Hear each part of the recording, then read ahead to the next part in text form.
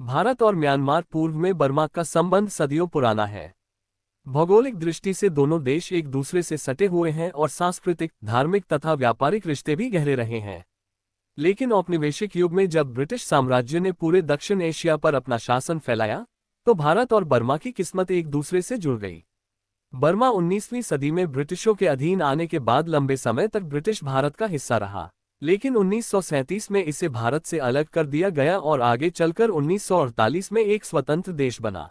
इस पूरे घटनाक्रम को समझने के लिए हमें बर्मा का इतिहास, ब्रिटिश औपनिवेशिक नीतियां और भारत से उसके संबंधों पर गहराई से नजर डालनी होगी। भारत और बर्मा के बीच संबंध केवल औपनिवेशिक काल तक सीमित नहीं रहे। 1. धार्मिक प्रभाव। ईसा पूर्व 3वीं सदी में सम्राट अशोक ने बौद्ध धर्म का प्रचार प्रसार बर्मा तक पहुंचाया। बौद्ध भिक्षुओं ने वहां के समाज को प्रभावित किया। 2. व्यापार। प्राचीन काल में बंगाल और उड़ीसा के समुद्री व्यापारी बर्मा तक जाते थे। नमक, मसाले, हाथी दांत, रत्न और चावल का व्यापार होता था। इस प्रकार भारत और बर्मा का रिश्ता केवल भौगोलिक पड़ोस का नहीं था, बल्कि सांस्कृतिक और धार्मिक दृष्टि से भी मजबूत था। ब्रिटिश ईस्ट इंडिया कंपनी और बाद में ब्रिटिश साम्राज्य ने धीरे धीरे बर्मा पर कब्जा किया। 1. पहला एंग्लो बर्मा युद्ध 1824-1826। इसमें ब्रिटिशों ने असम, मणिपुर और अराकान पर कब्जा कर लिया। 2. दूसरा एंग्लो बर्मा युद्ध 1852। ब्रिटिशों ने निचला बर्मा, लोअर बर्मा जीत लिया और रंगून को अपने नियंत्रण में ले लिया। 3. तीसरा एंग्लो बर्मा युद्ध 1885। ब्रिटिशों ने पूरे ऊपरी बर्मा, अपर बर्मा पर अधिकार कर लिया और राजा थिबाव को निर्वासित कर दिया। 1886 में पूरा बर्मा ब्रिटिश साम्राज्य का हिस्सा बन गया। इसे ब्रिटिश भारत के अधीन एक प्रांत के रूप में रखा गया। 1886 से लेकर 1937 तक बर्मा प्रशासनिक रूप से ब्रिटिश भारत का ही अंग था। रंगून, अब यांगून को प्रमुख बंदरगाह और वाणिज्यिक केंद्र बनाया गया। बर्मा की चावल उत्पादन की अर्थव्यवस्था को भारत और ब्रिटेन से जोड़ा गया।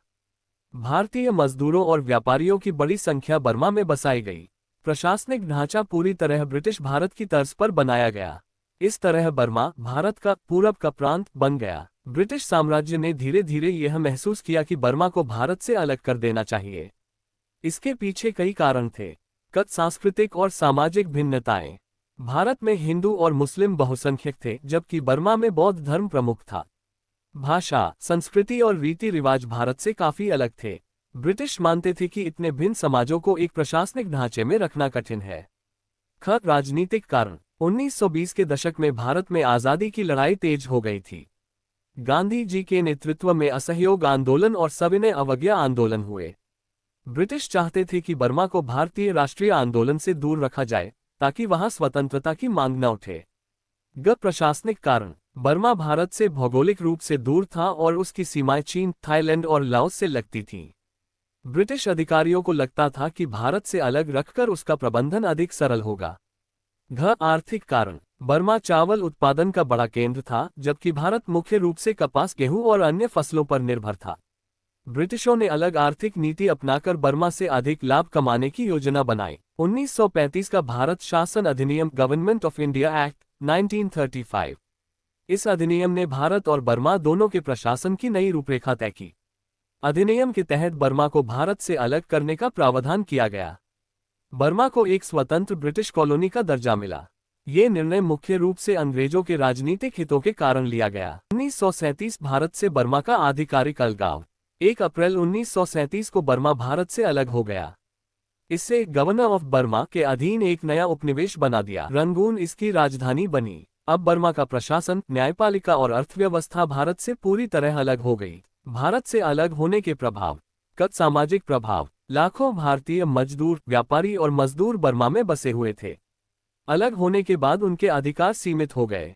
स्थानीय बर्मी जनता में भारतीयों के प्रति असंतोष बढ़ा। आर्थिक प्रभाव। ब्रिटिशों ने बर्मा के चावल व्यापार को सीधे ब्रिटेन से जोड़ लिया।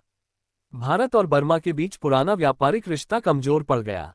राजनीतिक प्रभाव। भारत में चल रहे स्वतंत्रता आंदोलन से बर्मा को अलग कर दिया गया। इससे ब्रिटिशों को बर्मा में कंट्रोल बनाए रखने में आसानी हुई। 1942 में जापान ने बर्मा पर कब्जा कर लिया।